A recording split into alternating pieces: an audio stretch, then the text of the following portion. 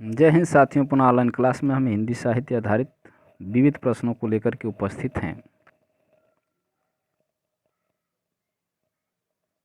प्रश्न नंबर आज का पहला है, 1965 में आयोजित कथा समारोह में को जेबी आलोचक कहा गया, यानी राकेश मोहन को या धनंजय वर्मा को, मंडू भंडारी या राजेंद्र यादव। तो धनंजय वर्मा को। 1965 में आयोजन कथा समारोह में धनंजय वर्मा को जेबी आलोचक कहा गया।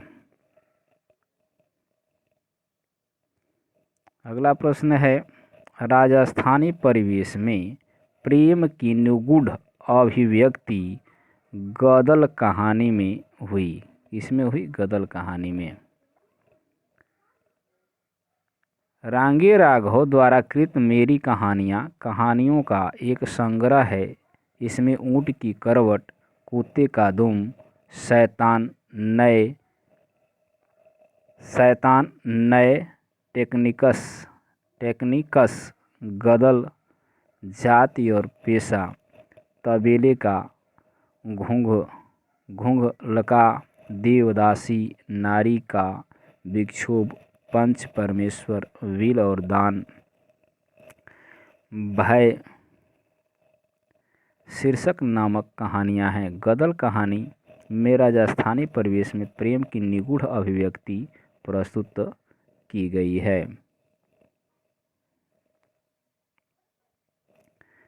यहाँ मिलान करना है।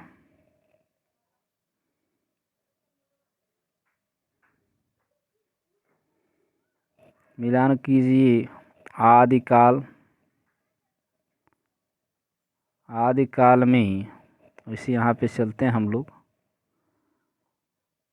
भक्ति काल, आधुनिक काल।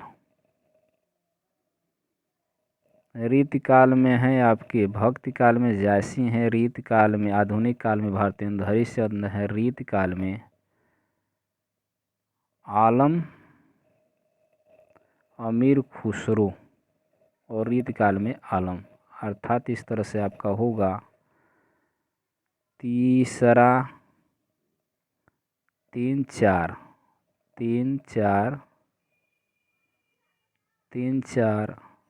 2 1।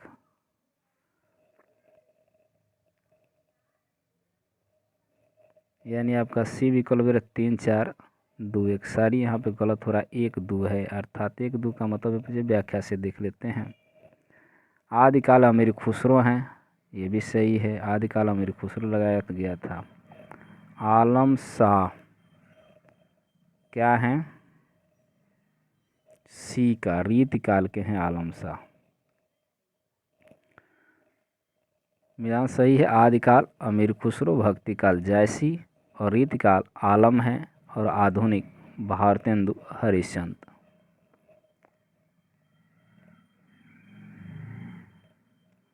नाटक को पंचम वेद मान्यता प्रदान की है।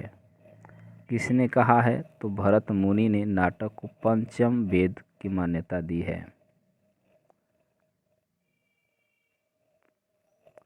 नाटक को पंचम वेद की मान्यता भरत मुनि ने प्रदान की थी। नाटक के उद्भव के संबंध में भरत मुनि ने अपने प्रसिद्ध ग्रंथ नाट्य शास्त्र में एक घटना का उल्लेख किया है, जिसमें त्रेता युग में मनुष्य क्रोध, दुख और ईर्ष्या, द्वेष आदि से पीड़ित था।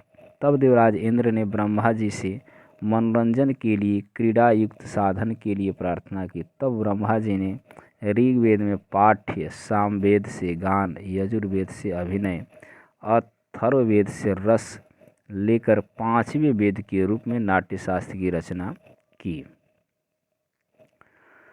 आचार्य भरत मुनि की नाट्यशास्त्र को अभिनय का विस्तृत विवेचना करने वाला विश्व का प्रथम ग्रंथ माना जाता है। नाट्यशास्त्र की दृष्टि से नाटक का तत्व है तो क्या है? उपरोक्त सभी, यानी अभिनेता, कथावस्तु, रस।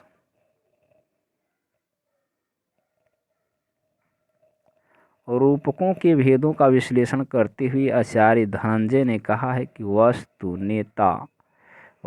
नेता रस इस्तेसाम भेदकः, यानी रूपकों का एक दूसरे से भिन्न करने वाले तत्व हैं, यानी रूपक को एक दूसरे से भिन्न करने वाले तत्व हैं, बल्कि यह है कि भेद तत्व हैं। वस्तु को कथावस्तु का इतिहास कहा गया, नेता से नायक का अर्थ लिया गया, रस को नाटक का मूलभूत चेतना ही है जो नाटक के सभी अंगों में व्याप्त रहती है और नाटक के प्रदर्शित होने पर दर्शकों के मन में अपेक्षित प्रभाव सृष्टि करती है। अभिनव गुप्त ने लिखा है कि रस ही नाट्य है। इस प्रकार नाटक के तत्व के रूप में वस्तु, नेता और रस की गणना संस्कृत नाट्यशास्त्र से होती है। धनंजय जब यह कहते हैं कि नाटक की प्रकृति को देखते हुए कथा वस्तु 3 प्रकार की मानी जा सकती है: सर्वश्राव्य, नियत श्राव्य और अश्राव्य, तो वे संवाद को भी वस्तु के अंतर्गत मान लेते हैं। नाटक के तत्व कथानक, चरित्र, संवाद, देशकाल, शैली और जीवन दर्शन। नाटक के तत्व हैं कथानक, चरित्र, संवाद, देशकाल, शैली एवं जीवन दर्शन। भारतीय नाट्यशास्त्र की दृष्टि से नाटक का मुख्य उद्देश्य है तो वह है रसास्वादन।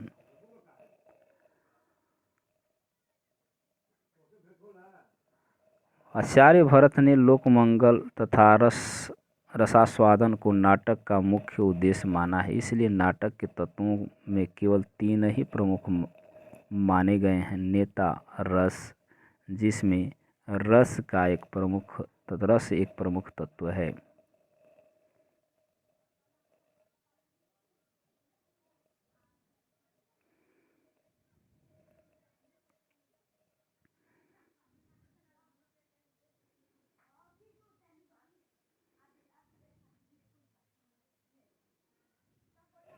हम लोग देख चुके हैं। 40 पृष्ठ से हम लोग देखेंगे खंड काव्य की परिभाषा। खंड काव्य की परिभाषा है तो खंड काव्य की परिभाषा ये है: किसी आदर्श पुरुष के जीवन के विशिष्ट अंश की मार्मिक कथा प्रस्तुति।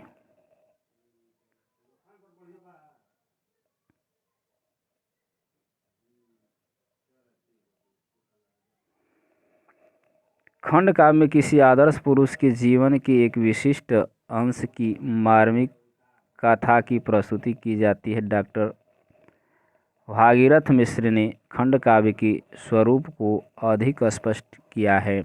अपने काव्यशास्त्र में उन्होंने स्पष्ट लिखा है कि खंड काव्य में मुख्यतः तो किसी एक घटना अथवा दृश्य की योजना होती है, लेकिन अन्य प्रसंग भी संक्षेप में रहते हैं। आगरा स्कूल बुक सोसाइटी की स्थापना हुई तो इसकी स्थापना हुई 1833 में।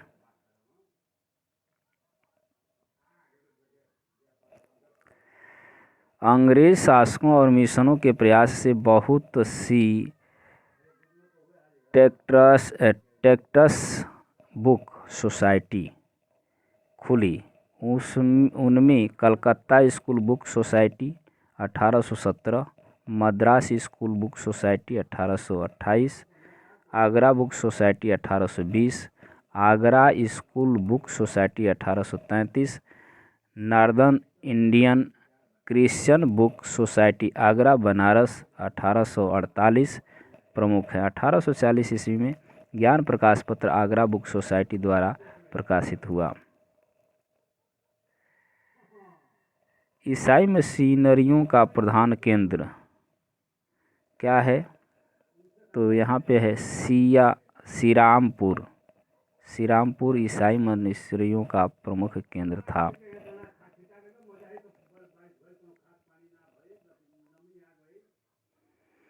अंग्रेज शासनकाल में ईसाई मिशनरियों ने धर्म प्रचार के लिए हिंदी गद्य को अपनाया अन्य हिंदी पुस्तकों के प्रकाशन की सुदृढ़ नींव पड़ी। श्री रामपुर इसका प्रधान केंद्र था। डॉक्टर गणपति चंद्र के कथा अनुसार ईसाई धर्म प्रचारकों ने गद्य शैली के विकास की दृष्टि से भले ही विशेष सफलता न प्राप्त की हो, किंतु हिंदी गद्य को विषय विस्तार प्रदान करने एवं गद्य लेखन के प्रयासों को प्रोत्साहित करने की दृष्टि से महत्वपूर्ण कार्य किया।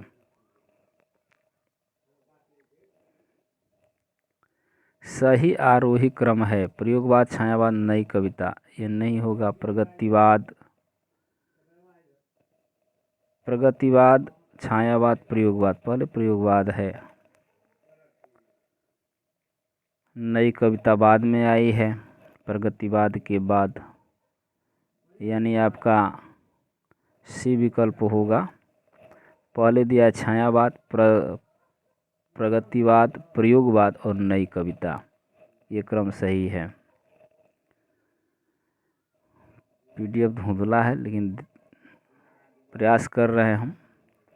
छायावाद 1918 से 1936 तक, और ये प्रगतिवाद है 1936 से 1943 ईस्वी तक।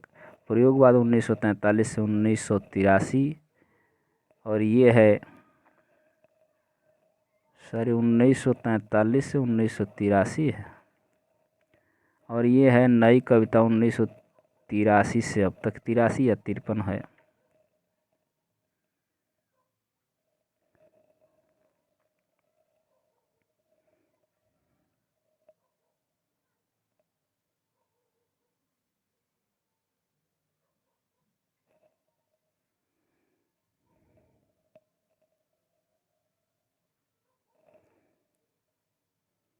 छायावादी कवित्रियाँ हैं। छायावादी कवित्रियों में आपके आती हैं महादेवी वर्मा, तारा पांडे। प्रगतिवादी कवि हैं दिनकर जी हैं, नागार्जुन हैं, केदारनाथ अग्रवाल हैं, शिवमंगल सिंह सुमन हैं, त्रिलोचन हैं। प्रयोगवादी कवि हैं अज्ञे जी, भवानी प्रसाद मिश्र, मुक्तिबोध, भारत भूषण अग्रवाल, नरेश मेहता।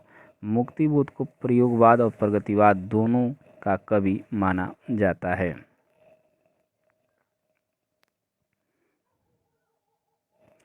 निबंध को गद्य का निकष किस आलोचक ने कहा है? तो ये कहा है रामचंद्र शुक्ल ने। निबंध को गद्य का निकष यानी कसौटी आचार्य रामचंद्र शुक्ल ने माना है। भारतेंद्र हरिश्चंद्र को हिंदी निबंध का जनक माना जाता है। आचार्य रामचंद्र शुक्ल ने महावीर प्रसाद द्विवेदी के निबंधों को बातों का संग्रह कहा। आचार्य रामचंद्र शुक्ल हजारी प्रसाद द्विवेदी हिंदी के प्रबुद्ध ललित निबंधकार थे। इन्होंने निबंध को व्यक्ति की स्वाधीन चिंता की उपज कहा। निबंध के संबंध में आचार्य रामचंद्र शुक्ल ने का कथन है, यदि गद्य कवियों या लेखकों की कसौटी है तो निबंध गद्य की कसौटी है। भाषा की पूर्ण शक्ति का विकास निबंधों में ही सबसे अधिक होता है, अधिक संभव है। अगला प्रश्न दिया है, यदि गद्य कवियों या लेखकों की कसौटी है तो निबंध गद्य की कसौटी है। यह कथन किसका है? तो ये कथन अभी हम लोग देख चुके हैं, आचार्य रामचंद्र शुक्ल का, यानी आपका ए विकल्प होगा यहीं पे।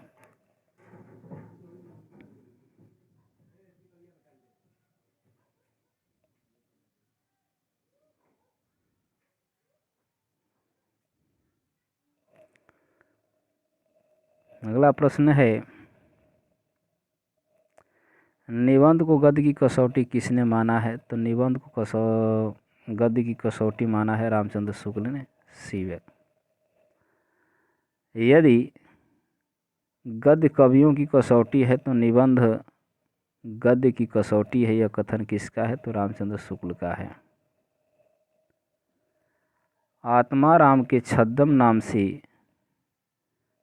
नाम से आचार्य महावीर प्रसाद द्विवेदी आलोचना किसने की है? तो ये किए हैं बाबू बाल मुकुंद गुप्त।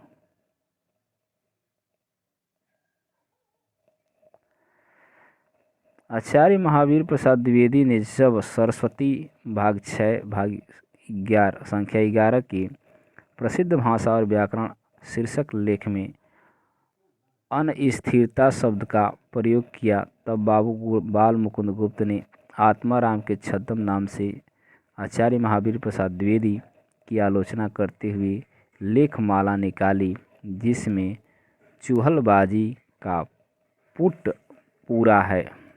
पूरा था।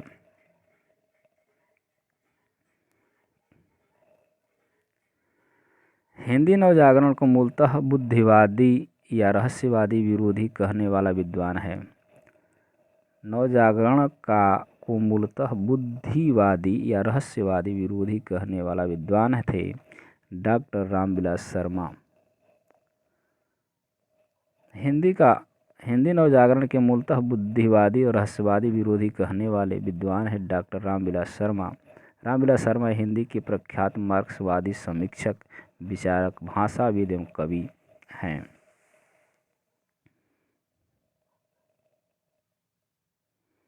रामविलास शर्मा की रचनाएं हैं हिंदी का जाति साहित्य, आस्था और सौंदर्य, भाषा और समाज, प्रेमचंद और उनका युग, नई कविता और अस्तित्ववाद, परंपरा का मूल्यांकन, स्थापनाएं हैं।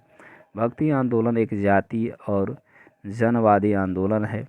हिंदी जाति की अवधारणा है, जातीय परंपरा है, भक्ति काल, लोक जागरण काल है। हिंदी नई चाल में ढली भारतेंद्र की यह पंक्ति किस पुस्तक से ली गई है? तो ये ली गई है कालचक्र से।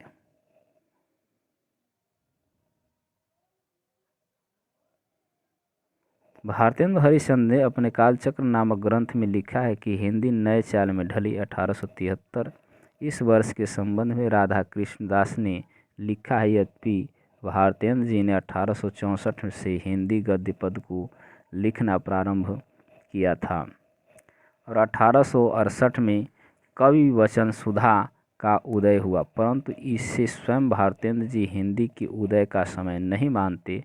वह मैगनीज के उदय 1873 से हिंदी का पुनर्जन्म मानते हैं।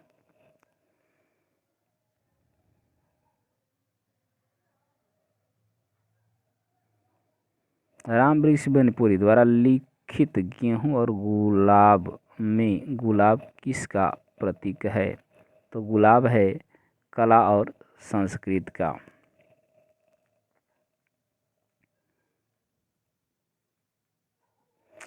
रामवृक्ष बिनपुरी द्वारा लिखित गेहूं और गुलाब में गेहूं को आर्थिक और राजनीतिक प्रगति का प्रतीक माना है और गुलाब को सांस्कृतिक प्रगति का।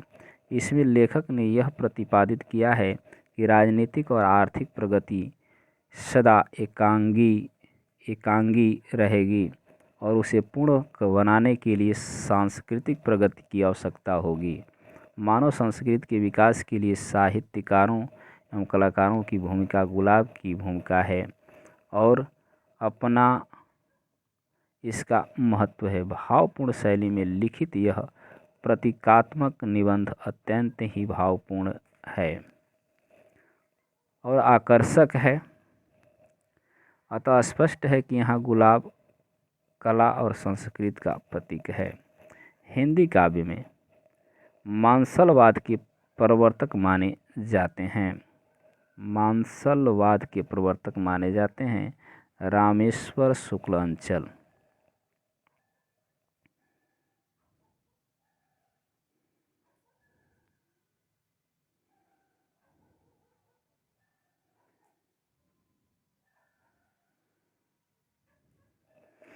हिंदी काव्य में रामेश्वर शुक्ल अंचल मांसलवाद के प्रवर्तक माने जाते हैं। इनकी रचनाओं में मांसल प्रणय की आवेशमयी अभिव्यक्ति मिलती है, इसलिए इनकी कविताओं में कोमल भावों की अनुभूति भी आवेशमयी और ओजपूर्ण हो उठी। अंचल के काव्य में छायावादी प्रणय के व्यापक और उदात्त रूप की कोई छाया नहीं दिखाई देती। ये प्रणय के उस छोर पर खड़े हैं जो शारीरिक और वासना से आक्रांत हैं। भक्ति काल मेरी गृहस्थ जीवन जैसा सुंदर चित्रण सूरदास में मिलता है, वैसा आधुनिक काल के किस कवि में मिलता है? तो मिलता है आपका मैथिली शरण गुप्त यानी डी विकल्प। मैथिली शरण गुप्त की महत्ता इस बात में है कि व्यापक और आलोचकीय अनिच्छा के बावजूद वे आधुनिक काल के एक बड़े कवि और उनकी लोकप्रियता के पीछे कई कारण बताए जाते हैं, जैसे सीधी सरल भाषा, पौराणिक कथानकों का चुनाव, गृहस्थ जीवन की महिमा का आख्यान, व्यापक हिंदू नैतिक मूल्यों का समर्थन और राष्ट्रीय भावधारा की अभिव्यक्ति।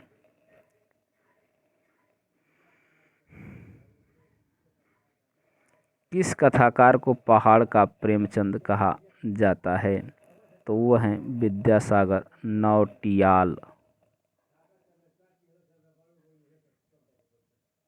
विद्यासागर नौटियाल का जन्म 1933 में टिहरी की माली देवल गांव में हुआ था, जो अब उत्तराखंड राज्य में है।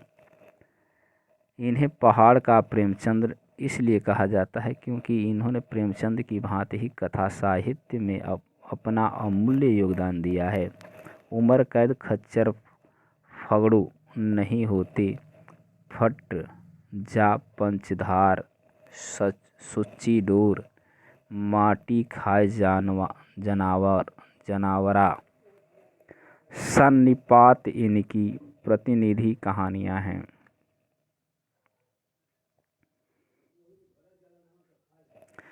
रामचंद्र वर्मा प्रसिद्ध हैं किस लिए? कोशकार के रूप में। आचार्य रामचंद्र वर्मा द्वारा संपादित हिंदी कोश का उपयोग पिछले 50 वर्षों से किया जा रहा है। वे हिंदी के एक कोशकार के रूप में प्रसिद्ध हैं। उनके दर्जनों शब्दकोश कृतियां आज उपलब्ध हैं। अगला प्रश्न है, अब तक निम्नलिखित में से किस साहित्यकार की जन्म शताब्दी नहीं मनाई गई?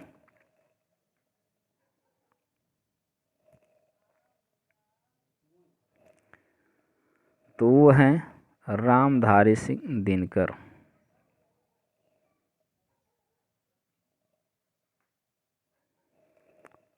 उपर्युक्त साहित्यकारों में से सभी की जन्म शताब्दी मनाई जा चुकी है, लेकिन टीजीटी परीक्षा 2001 ईस्वी के समय रामधारी दिनकर की जन्म शताब्दी नहीं मनाई गई थी, क्योंकि इनका जन्म 1908 ईस्वी में हुआ था। अतः इनकी जन्म शताब्दी 1908 ईस्वी में मनाई गई।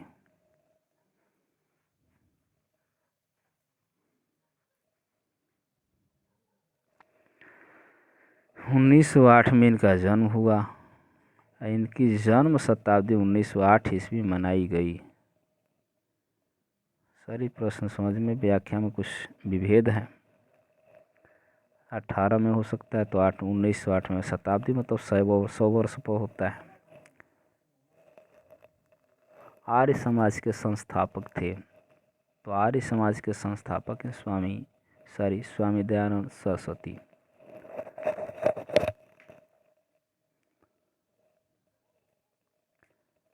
आर्य समाज की स्थापना दयानंद सरस्वती द्वारा अप्रैल 1875 ईस्वी मुंबई में की गई थी। इनका वास्तविक नाम मूलशंकर था।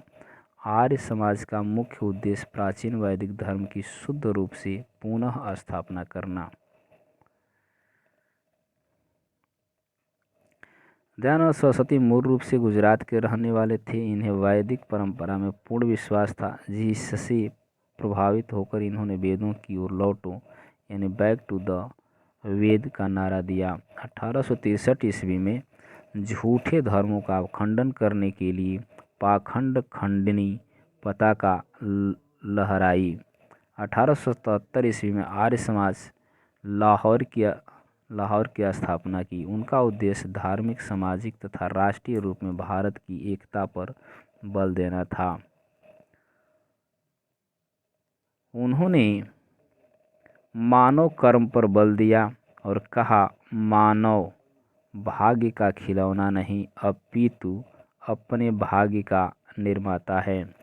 उनके सभी विचार उनकी प्रसिद्ध पुस्तक सत्यार्थ प्रकाश में वर्णित हैं। दयानंद एंग्लो वैदिक संस्थाएं उनके द्वारा 1886 में प्रारंभ की गई। वर्ष 1902 में हरिद्वार में उनके द्वारा गुरुकुल कांगड़ी की स्थापना की गई, जहाँ वैदिक रीति से शिक्षा प्रदान की जाती थी। सत्यार्थ प्रकाश की लेखक का नाम है, तो सत्यार्थ प्रकाश के लेखक का नाम है स्वामी दयानंद।